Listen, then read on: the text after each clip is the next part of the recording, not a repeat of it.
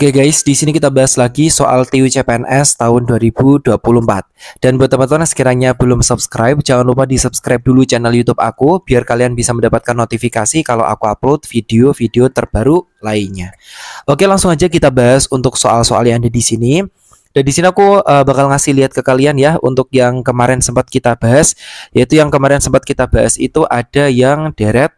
Terus kemudian ada analitik, ada pecahan seperti ini ya. Dan di sini nanti kita bahasnya yang TKP dan juga beberapa TIU ya seperti itu. Nah, untuk TIU yang kita bahas nanti ada silogisme, ada figural ya. Nih, kemarin kita udah bahas yang ini. Rute jalan, yang ini ya udah kita bahas, yang cara duduk dan lain-lain gitu ya. Nah, ini yang penerapan analitis nih secara keseluruhan kemarin udah sempat kita bahas, terus kemudian deretnya juga udah, pecahan juga udah, dan sekarang kita bakal bahas yang ini guys, premis ini ya.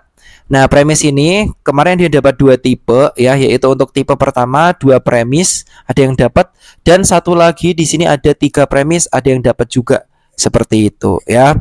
Terus kemudian ya di sini kita juga bakal bahas ini analogi kata seperti itu ya.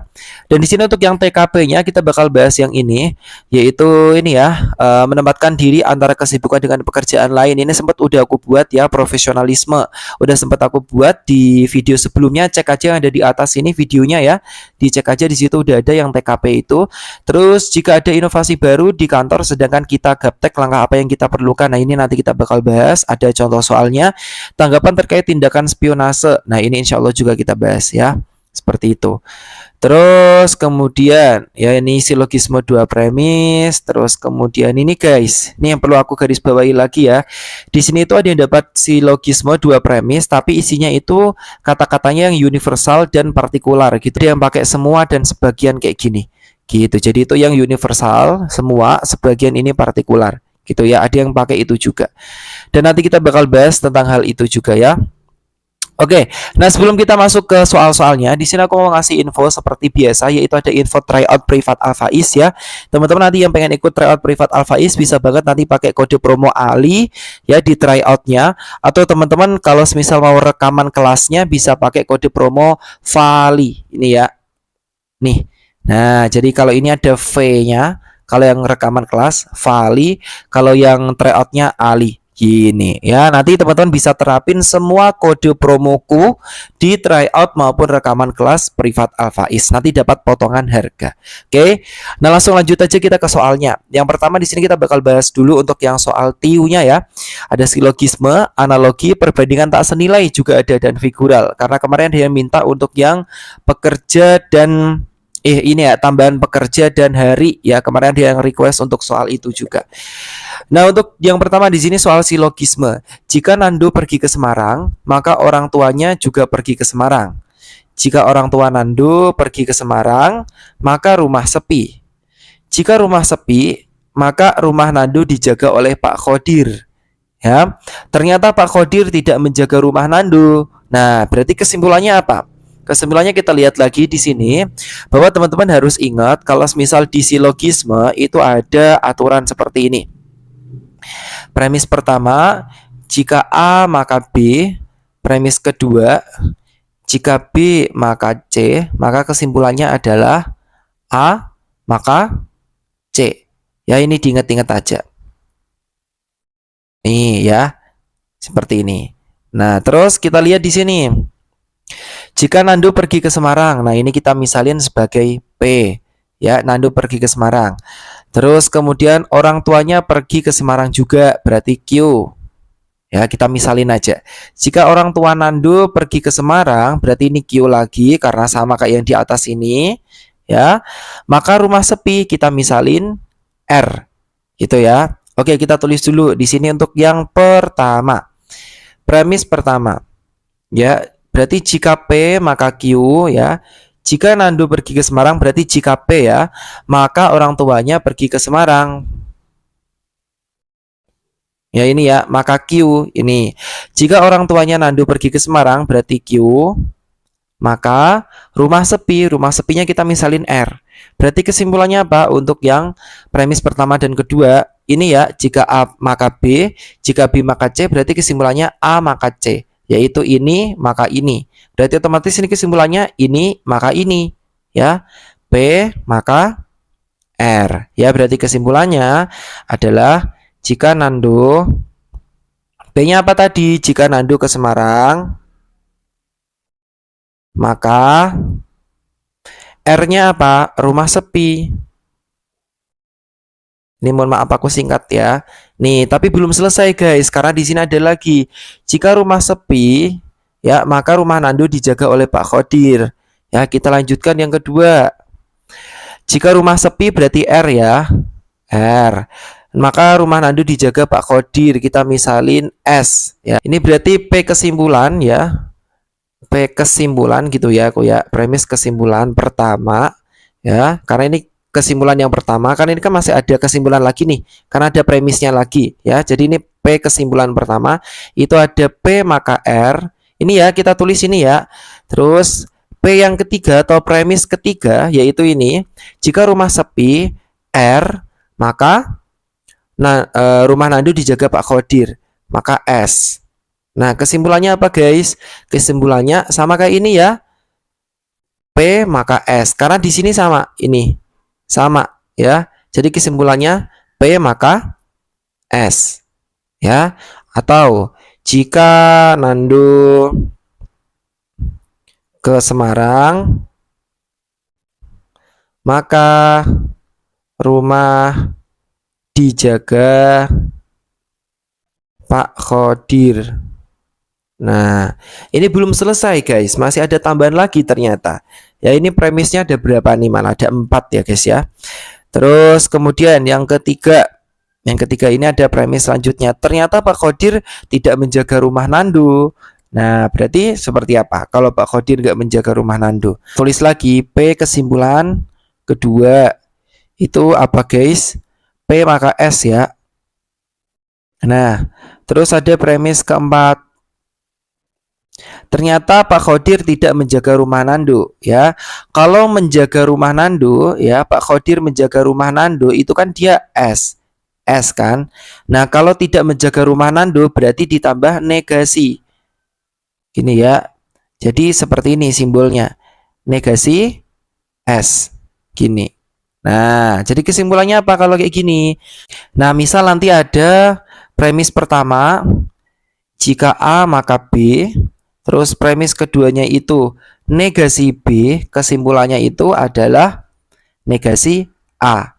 Nah, ini ada rumus lagi yang harus teman-teman ingat. Jadi kalau yang ini kesimpulannya apa? Kalau yang itu berarti kesimpulannya adalah negasi P. Di mana negasi P ini Nando tidak ya pergi ke Semarang. Jadi kesimpulannya ini, gitu ya. Jadi jawabannya yang D seperti itu, gitu ya teman-teman ya. Kita lanjut selanjutnya. Ini masih ada lagi. Ini yang semua dan sebagian alias yang universal, ya, universal dan partikular. Ya, universal itu dia semua masing-masing dan lain-lain ya. Kata-kata yang sinonimnya semua gitu ya. Terus partikular itu dia sebagian atau apa ya, beberapa dan seterusnya ya, kayak gitu. Kalau yang partikular itu berarti sebagiannya aja, kalau universal itu semuanya gitu ya. Nah, di sini yang pertama, semua petani di Desa Gembong suka bekerja keras. Sebagian petani di Desa Gembong adalah pedagang. Nah, ini kesimpulannya seperti apa? Nah, jadi kita misalin untuk petani di Desa Gembong ini, dia sebagai P. Ya, petani di Desa Gembong sebagai P. Kalau yang suka bekerja keras, ini kita misalin Q, dan pedagang kita misalin dengan R. Gitu ya. Nah, kalau untuk semua sebagian ini ada kekhususan tertentu ya, teman-teman ya. Teman-teman perlu ingat ini. Ketika nanti ada premis pertama, jika semua A yang B atau maka B gitu ya. Terus kemudian premis keduanya itu sebagian A, dia itu maka kesimpulannya itu ada dua jenis guys, yaitu sebagian A, C dan B kayak gini, atau sebagian A, B dan C kayak gini. Jadi kayak dibulak-balik aja gitu loh. Nah, gitu ya. Ini adalah untuk yang sifat selanjutnya. Gini ya. Jadi kesimpulannya apa guys? Kalau yang di atas itu. Nah, yang di atas itu premis pertamanya itu semua petani berarti semua P. Dia itu suka bekerja keras gitu ya, itu Q. Nah, kalau premis keduanya sebagian P itu ternyata dia R alias si pedagang. Kesimpulannya apa? Sebagian P yang R itu dia Q, atau sebagian petani R-nya apa? Itu pedagang dan suka bekerja keras. Nah, ini jawabannya. Atau dibalik sama aja. Sebagian petani suka bekerja keras dan seorang pedagang. Itu juga sama aja sih. Ya, seperti itu. Nah, jadi simpulan yang paling tepat apa nih, guys? Semua sebagian. Sebagian petani di Desa Gembong merupakan pedagang dan suka bekerja keras. Nah, ini ya. Nih, tuh udah ada kesimpulannya. Nah, jadi kesimpulannya yang B, begitu teman-teman. Nah, ini masih ada lagi. Ini 3 premis ya. Jika Andini rajin belajar, maka ia ini seharusnya digabung ya. Maka ia bisa mengerjakan soal matematika yang sulit. Bila ia bisa mengerjakan soal matematika yang sulit, maka bisa menjadi juara kelas. Hari ini, Andini bisa mengerjakan soal matematika yang sulit. Kesimpulan dari premis di atas adalah titik, titik, titik. Nah, untuk soal seperti ini kita bisa kerjain seperti yang tadi urutannya ya, yaitu ada jika P gini ya, A maka B, terus premis keduanya B maka C, berarti kesimpulannya apa tadi? A maka C gitu ya. Nah, kita lihat dulu nih, lihat dulu. Untuk premis pertama kita misalin Andini rajin belajar, ini P. Terus bisa mengerjakan soal matematika yang sulit, misalin Q. Bila bisa mengerjakan soal matematika sulit, berarti ini Q ya, sama ya. Maka bisa menjadi juara kelas, kita misalin R. Tuh ya, tuh kita tulis itu dulu. Jika P maka Q, berarti Q maka R. Kesimpulannya apa? P maka R. Tuh ya. Nah, terus hari ini Andini bisa mengerjakan soal matematika yang sulit ya. Jadi dia itu apa? Q ya. Nah, kalau kita lihat ini premis ketiganya, ini premis kesimpulan. Ini kan dia P maka R, premis kesimpulannya ya. Premis ketiganya ternyata dia Q. Apakah ada kesimpulan? Nggak bisa ya, karena di sini nggak ada Q-nya. Jadi nggak bisa disimpulkan. Otomatis untuk cara yang di nomor ketiga ini nggak bisa diurutin dari premis pertama, premis kedua, kesimpulan. Nggak bisa. Maka dari itu untuk premis pertamanya kita tidak pakai ya, kita langsung pakainya di premis keduanya. Yaitu ini ya, jika Q ini ya premis kedua. Jika Q maka R, dan kita sambung dengan premis ketiga yaitu Q. Gini. Nah, kalau seperti ini baru ada kesimpulannya ya, yaitu R kesimpulannya. Kenapa bisa R? Ya ini rumus baru lagi ya. Ini rumus baru lagi buat kalian. Jika Q maka R, kalau premis ketiganya Q sama kayak yang di sini berarti otomatis kesimpulannya R. Gitu ya. Ini mah nggak usah dihafal sebenarnya karena di sini kan kalau Q R, berarti kalau di sini otomatis Q berarti nanti kesimpulannya juga R. Gitu. Jadi nggak usah dihafal, insya Allah gampang lah untuk yang ini kayak gitu ya. Gitu guys untuk yang rumus ketiganya ini. Ya, insya Allah gampang lah ya. Nah, jadi kesimpulannya apa kalau R? Kesimpulannya R berarti ini. Bisa jadi juara kelas. Berarti Andini bisa jadi juara kelas. Gitu. Ini berarti kesimpulannya yang C. Gitu ya teman-teman ya. Nah, jadi cukup lumayan harus dikulik lagi gitu ya. Kira-kira bisanya pakai premis yang mana aja gitu. Nah, kalau misal kita pakai premis pertama atau apa bisa gitu ya. Kita cek aja. Ya, premis pertama bisa enggak? Kalau premis pertama itu berarti dia P maka Q. Premis keduanya Q. Kesimpulannya apa? Kalau seperti ini itu dia tidak bisa disimpulkan. Nah, jadi paling tepatnya itu menggunakan premis yang kedua. Lanjutan soal selanjutnya, yaitu di sini ada soal analogi kata ya. Tukang dengan gedung itu sama halnya dengan apa? Tuh ya, titik-titik dengan titik-titik. Nah, kalau di sini tukang dengan gedung itu kan berarti membuat ya, membuat atau membangun. Nah, kalau si tukang itu dia membangun atau membuat gedung. Nah, itu sama halnya kayak apa? Ya. Lagu membangun atau membuat komponis, salah ya. Makanan membuat koki, salah. Ya. Materi membuat presentasi, salah ya. Penyair membuat puisi. Nah, ini yang paling tepat. Tuan membuat nyonya, ya tidak ya, seperti itu. Nah, gitu ya. Jadi harus urut. Yang kiri ini tuh yang tukangnya, yang kanan yang gedungnya. Seperti itu ya. Jadi yang sini juga ini tuh yang melakukan, ini nanti yang resultnya. Gitu sama, gitu ya, harus sama. Gitu. Lanjut kota dan gedung. Kota ini identik ya. Identik dengan gedung-gedung, gedung yang megah gitu. Kalau desa identik dengan apa? Dengan sawah. Udah selesai. Gitu ya, teman-teman ya. Nah, kita lanjutkan selanjutnya. Ini ada untuk soal yang perbandingan tak senilai. Suatu proyek dikerjakan 12 orang pekerja.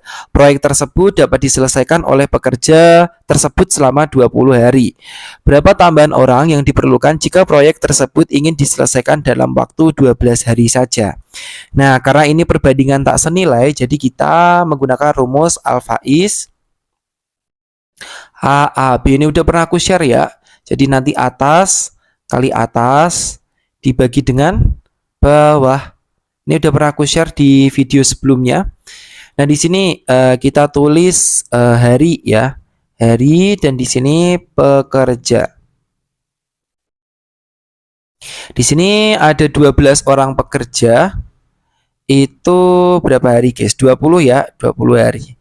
Nah, kalau di sini 12 hari, berapa pekerjanya? Oh ya, buat teman-teman yang sekiranya belum paham tentang tak senilai dan senilai, kalau yang tak senilai itu berarti ketika nanti yang di sini naik, di sini turun dan kebalikannya. Kalau yang di sininya turun, malah di sininya naik.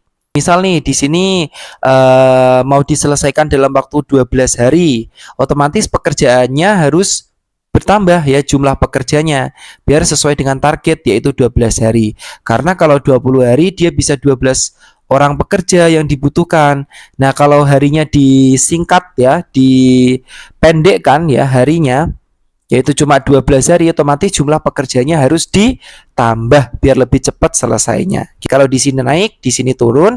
Kalau di sini turun, di sini naik. Gitu. Jadi berbalik gitu ya, guys ya. Nah, jadi cara ngerjainnya atas kali atas bagi bawah ya. Jadi 20 hari kali 12 pekerja dibagi dengan 12 hari. Ya, ini X-nya. Ini coret-coret ya. Jawabannya adalah 20 pekerja. Nah, ingat 20 pekerja ini adalah total. Total pekerja yang dibutuhkan kalau 12 hari saja pengerjaannya. Nah, kalau tambahan yang ditanyakan kan tambahan nih, tambahan orang. Kalau tambahan orang berarti seperti ini, X tambahan sama dengan X total. Ya, ini X total. Dikurangi pekerja awal ya, seperti itu. Nah, jadi X totalnya berapa? 20 pekerja ini. Pekerja awalnya berapa? 12. Berarti ada 8 orang. Nah, 8 orang atau 8 pekerja yang harus ditambahkan biar jumlahnya 20. gitu ya guys ya. Nah ini udah paham ya. Kita lanjutkan soal selanjutnya. Nih agak berbeda lagi. Pembangunan sebuah gedung direncanakan akan selesai dalam waktu 30 hari oleh 25 orang pekerja. Setelah dikerjakan 20 hari, pekerjaan dihentikan 8 hari ya, alias libur atau ya pokoknya dihentikan gitu ya. Jika kemampuan bekerja setiap orang sama, berapa jumlah pekerja yang harus ditambahkan? Berapa jumlah pekerja yang harus ditambahkan ya, ini konteksnya ya, agar pekerjaan dapat selesai tepat waktu. Nah, nanti kita bisa menggunakan rumus Al-Faiz please ya. Pekerja dikali dengan libur dibagi dengan sisa. Ini aku ya. Jumlah pekerja dikali dengan liburnya berapa hari dibagi dengan sisa harinya. Nih aku tulis ya. Nah, di sini kita lihat jumlah pekerjanya berapa? Pekerjanya ini kita tulis. Pekerja awalnya itu ada 25 orang. 25 orang. Terus liburnya, libur atau dihentikan sama ya, 8 hari. Terus sisa harinya kita nulisnya gimana? Sisa harinya berarti ini ya 30 hari, yaitu untuk apa namanya, proyek awal itu bakal diperkirakan selesai 30 hari oleh 25 orang. Ini ya 30 hari dikurangi dengan jumlah pekerjaan yang udah dikerjakan selama 20 hari. Nih, dikurangi dengan 20 hari dan dikurangi lagi dengan hari liburnya. Nah, gitu ya. Jadi 30 kurangi 20, 10. 10 kurangi 8, 2 hari saja. Tinggal sisa 2 hari saja. Jadi sisanya 2 hari. Udah kita masukin di rumus yang ini. Jadinya berapa? Jumlah pekerja 25. Dikali dengan liburnya berapa tadi? 8. Dibagi dengan 2. Ya, coret-coret, ini sisa 4. 4 kali 25, 100 orang. Ya. Ini 100 orang tambahan. Banyak banget ya. Ya iyalah. Karena kan tinggal sisa 2 hari aja. Gitu ya. Jadi ditambah 100 orang lagi. Nah, kalau yang ditanya berapa jumlah pekerja agar pekerjaan selesai tepat waktu gitu ya. Kalau ada jumlah pekerja agar pekerjaan selesai tepat waktu, maka nanti itu dia total pekerjanya secara keseluruhan. Tapi kalau jumlah pekerja yang ditambahkan ini ya, yang ditambahkan, maka dia ngitungnya kayak ini, Al-Faiz please. Ya, tapi kalau yang total kayak gimana Kak ngitungnya? Ngitungnya ya tinggal ditambah aja. Al-Faiz please ini ditambah dengan jumlah awalnya, yaitu ada 25 orang ya. Jadi totalnya nanti 100 plus 25, 125 orang. Wah, banyak banget ya guys ya. Ini yang total. Tapi kalau yang di sini kan yang ditambahkan, jadi cukup 100 orang. Gitu. Jelas ya? Nah, kita lanjutin. Selanjutnya ini ada soal figural yang kemarin request soal figural. Ya, ini ada figural 9 kotak. Di sini perlu teman-teman lihat ya bahwa di sini ada 9 kotak ya. 1 2 3 4 5 6 7 8 9. 9 ini pertanyaannya. Ya. Dan kita disuruh nyari gambar ke-9 itu jawabannya apa. Nah, teman-teman lihat dulu di sini yaitu polanya ya. Yang pertama di sini ternyata ada pola lingkaran, ada pola wajik, ada pola persegi. Ini juga persegi, lingkaran, wajik. Ya, ini wajik, ini persegi, otomatis di sini lingkaran. Karena di sini tadi ada 3. Ada 3 lingkaran, wajik sama persegi. Ini juga sama persegi, lingkaran, wajik. Nah, di sini kan wajik, persegi, sisanya apa? Lingkaran. Nah, di sini ternyata ada semua lingkarannya. Ada semua ya, jawabannya semuanya lingkaran. Nah, kalau misal jawabannya semuanya udah lingkaran, teman-teman lihat perbedaan apa di opsi jawabannya. Biar lebih gampang. Perbedaannya apa sih yang ada di opsi jawabannya? Oh, ternyata perbedaannya itu jumlah lingkaran per opsinya gitu ya. Nah, di sini itu yang bagian A, ternyata dia ada berapa lingkaran nih? 1. Terus dalamnya lagi 2, 3, 4. Ya, ada 4 lingkaran. Ternyata ada 4 yang di sini lingkarannya. Kalau yang ini cuma 1 ya, ini tok gitu ya, 1. Kalau yang ini berapa? 1. 2, 3. Ini ada 3. Kalau ini 1, 2, 3, 4, 5. 5. 5 ya kalau nggak salah ya. 5 atau 4 ya. Nanti kita hitung lagi. Kalau yang ini ada 1, 2. Ini ada 2. Oke, kita coba hitung lagi yang ini ya. Kita hitung lagi. 1, ini yang bagian paling ini 1, 2, 3, 4, 5. Betul 5 ya? Ada 5 gitu ya. Nah, jadi ternyata perbedaannya itu di bagian jumlah lingkarannya. Ya, seperti itu. Nah, kita cek di sini tuh jumlahnya berapa sih ya? Kalau di sini yang pertama ada 1, 2, 3. Ada 3 lingkaran. Kalau yang ini 1, 2, 3. Ada 3 lingkaran juga. Nah, ini pertanyaannya tadi ya. Nah, kemungkinan 3 lingkaran, kemungkinan. Ya, kita cek coba yang wajib. Ini ada 1, terus ada 2, ada 3 juga. Yang ini 1, 2, 3. Ini ada 3 juga. Terus kemudian yang ini 1, 2 di dalamnya, 3. 3 juga. Ya, ini juga 3. 1, 2, 3. Nah, ini juga 3. 1, 2, 3. Jadi ada polanya ada 3 ya. Masing-masing gambar itu ada 3 bentuk yang sama gitu ya. Jadi otomatis di gambar ketiga ini, di gambar terakhir ini, otomatis dia bentuknya lingkaran ya. Lingkaran dan ada 3 buah lingkaran di dalamnya ya, seperti itu. Jadi jawaban yang paling tepat itu yang apa? Ini ya, lingkaran, terus ada lingkaran lagi, ada lingkaran lagi. Jadi ada 3 saja lingkarannya. Ya, jadi jawaban yang paling tepat adalah yang C. Begitu guys. Nah, ini cukup lumayan gampang ya kalau yang ini ya. Seperti itu. Nah, lanjut. Kemarin dia request untuk yang soal figural untuk yang ketaksamaan atau ketidaksamaan seperti itu. Nah, ini untuk yang request dari soal kemarin ya, dia yang request soal seperti ini. Nah, untuk soal seperti ini teman-teman lihat ya, karena ini yang tidak sama, jadi teman-teman harus lihat gambar ini yang berbeda yang mana gitu ya. Nah, di sini perlu kita lihat lagi ya untuk polanya. Nah, kalau kita lihat yang pertama di sini dari jumlah ini ya, jumlah apa sih namanya ini? Baling-baling gitu ya. Jumlah baling-balingnya sama-sama 4. 1, 2, 3, 4. 1, 2, 3, 4. Ini juga sama ada 4. Ini sama ada 4, sama ada 4. Terus selanjutnya. Nah, ternyata di sini lingkaran, di dalamnya ini lingkaran. Lah ini kok kotak? Ini lingkaran. Lah ini malah kotak lagi. Apakah jawabannya nanti C dan E? Tidak ya, karena nanti cuma satu jawaban. Kita lihat lagi. Kalau dari segi bentuk baling-balingnya ini berbeda-beda. Jadi nggak mungkin jawaban dari segi bentuk baling-balingnya. Nah, tapi kita lihat lagi dari warnanya.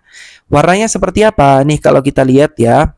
Ini ya, ini hitam, terus nanti di bawahnya putih. Yang ini putih, yang ini hitam. Ya, ini putih, ini hitam. Kalau yang di sini hitam, di sini putih. Kalau di sini hitam, di sini putih. Jadi berkebalikan.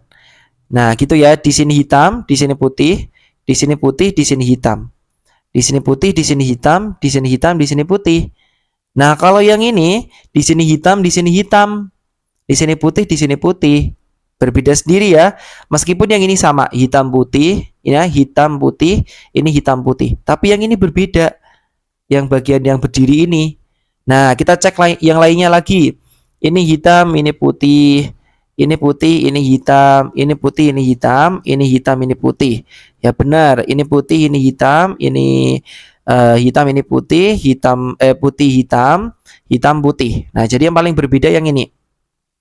Yang C, yang paling berbeda. Gitu, jadi jawabannya C. Oke, kita lanjutkan soal selanjutnya tentang TKP. Nah, di sini kita fokusnya untuk teknologi informasi dan komunikasi atau TIK karena kemarin kita sempat bahas yang profesionalisme dan sempat bahas juga tentang yang jejaring kerja di video sebelumnya, ya. Oke, kita di sini bahas untuk soalnya yang pertama. Anda adalah seorang asisten ahli dari sebuah perusahaan yang tidak paham teknologi. Dan kemudian kemajuan IT menuntut Anda untuk membuat sistem baru dalam perusahaan Anda. Sikap Anda, titik. Nah, ini seperti kisi-kisi yang tadi ya, yaitu kalian dianggap gaptek atau tidak paham teknologinya. gitu ya. Tapi di sini ada teknologi baru ya, kemajuan IT yang menuntut Anda membuat sistem baru dalam perusahaan Anda, sikap Anda. Nah, untuk yang pertama ini menerima teknologi baru tersebut dengan meminta tolong ahli perusahaan mengajari. Nah, di sini itu kurang tepat. Kenapa? Karena di sini kan kalian itu dituntut untuk membuat sistem baru ya. Jadi kalau cuma menerima aja kayaknya kurang tepat. Ya, ini positif tapi kurang tepat.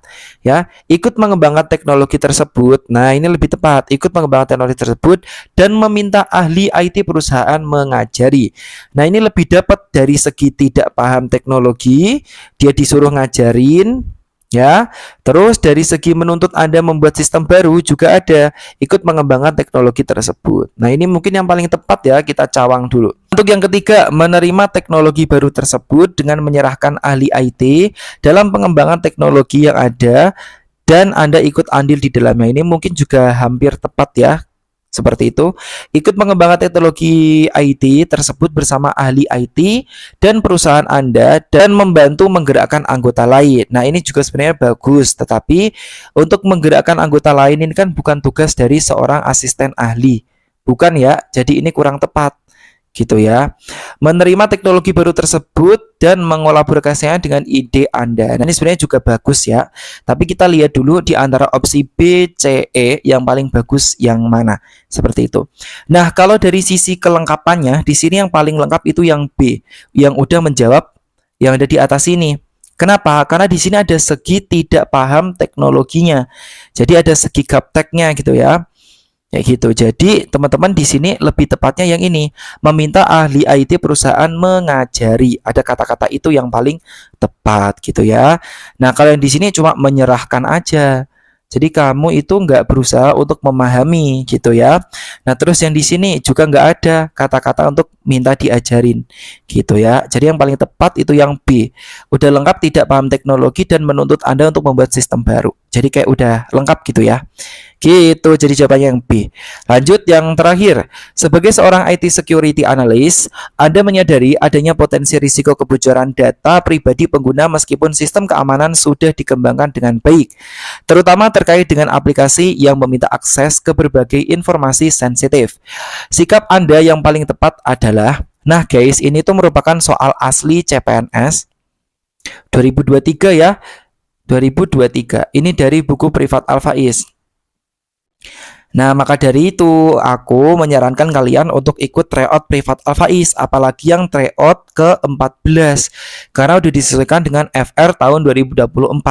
Nah, untuk info-info terupdate itu biasanya Al-Faiz sudah update banget. Jadi aku saranin kalian ambilnya tryout Privat Al-Faiz tadi ya. Seperti itu. Nah, kita lanjutin.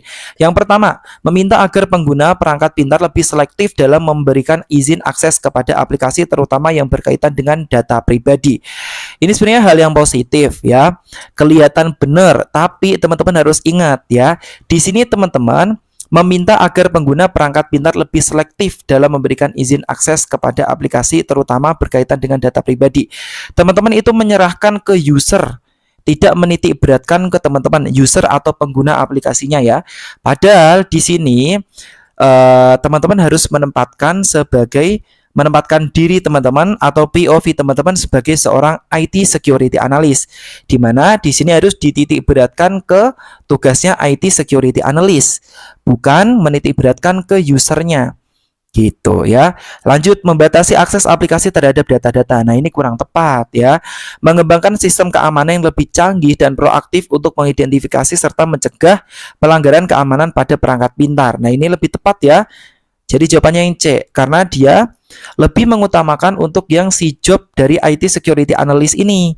Nah, kalau yang ini dia cuma ngasih peringatan aja nih, warning nih, teman-teman ya. Nih, jangan sampai kalian memberi akses ke aplikasi terutama tentang data-data pribadi gitu ya. Kalian cuma menyerahkan ke user gitu ya. Gitu, kalian cuma ngasih warning aja gitu. Nah, jadi yang lebih tepat yang ini. Kita lanjutin yang selanjutnya. Menyarankan pengguna untuk tidak menggunakan aplikasi yang meminta akses. Nah, ini salah ya. Kan ini kan tugas kalian ya sebagai IT security analyst, kayak gimana ya. kalau kalian itu menyadari adanya potensi risiko kebocoran data gitu kan. Menjalankan kampanye penyadaran untuk mengedukasi pengguna tentang pentingnya privasi data dan tips mencegah kebocoran data. Nah, ini sebenarnya juga positif dan bagus seperti halnya yang nomor 1 atau nomor C gitu ya, yang A atau yang C gitu ya, yang A atau yang C. Sebenarnya sama-sama bagus, tapi kurang ngena gitu karena ini nanti ujung-ujungnya cuma di user saja, ya di penggunanya saja. Nah, yang lebih tepatnya itu yang C. Nah, gitu ya, karena dia lebih menekankan ke job dari IT security analyst tersebut. Gitu, dimana udah mengetahui adanya risiko. Kalau tahu ada risiko, gimana caranya? Ya harus meningkatkan sistem keamanannya. Gitu. Gimana? Udah jelas ya? Ini soalnya udah cukup lumayan gampang ya. Seperti itu. Jadi insya Allah teman-teman udah paham lah. Nah, nanti kalau misalnya teman-teman masih bingung, silakan teman-teman tulis lagi di kolom komentar. Misal kalian pengen request untuk soal-soal yang lainnya, silakan nanti tulis di kolom komentar. Barangkali aku bisa menyediakan soal-soalnya seperti itu. Biar nanti bisa belajar bareng-bareng lagi. Nah, gitu ya teman-teman ya. Sekian aja dari aku, kurang lebihnya mohon maaf. Jangan lupa tinggalkan like, comment, share, dan juga subscribe channel YouTube aku. Bunyiin juga notifikasinya biar gak ketinggalan informasi terupdate kalau aku upload video terbaru lainnya. Oke teman-teman, sekian dari aku, kurang lebih mohon maaf. Kita jumpa lagi di next video. Bye bye. Assalamualaikum.